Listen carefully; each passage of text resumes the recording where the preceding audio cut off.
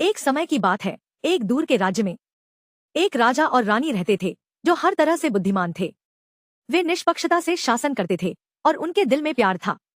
उनका राज्य समृद्ध था, एक उत्कृष्ट कृति, एक सुंदर महल में हरे भरे खेतों से घिरा, एक ऊंचा और राजसी राजा सुनहरे ताज के साथ, बुद्धिमान और ईमानदार, एक सुंदर और दयालु रानी चांदी के ताज के साथ, सच्ची और निष्पक्ष, सोने के सिंहासनों पर बैठे, ताज पहने हुए। एक दिन एक यात्री एक रहस्य लेकर आया, एक रत्न जो उनके राज्य के सोने को बदल देगा।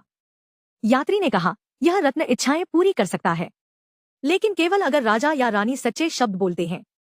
यात्री एक ऊंचे और राजसी राजा के सामने खड़ा था, जो सुनहरे ताज पहने हुए था, बुद्धिमान और ईमानदार, और एक सुंदर और दयालु रानी चांदी के ताज के साथ, सच्ची और निष्पक्ष, एक चमकते रत्न को पकड़े हुए जो धूप में चमक रहा था।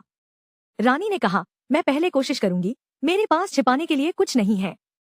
उसने सच्चे शब्द बोले और रत्न गर्व से चमक उठा। रानी ने एक इच्छा की और वह तुरंत पूरी हो गई, क्योंकि ईमानदारी रानी का पसंदीदा तरीका था।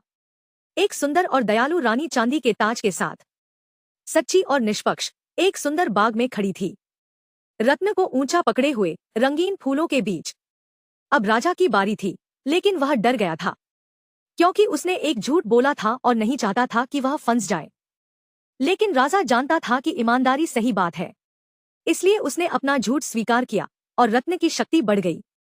एक ऊंचा और राजसी राजा सुनहरे ताज के साथ, बुद्धिमान और ईमानदार, अपने विशाल पुस्तकालय में खड़ा था, रत्न को कसकर पकड़े हुए पुस्तकों की अलमारियों के पीछे। रत्न ने राजा की इच्छा पूरी की, उसके अपराध के बावजूद, क्योंकि ईमानदारी अंत में सबसे अच्छा रास्ता था।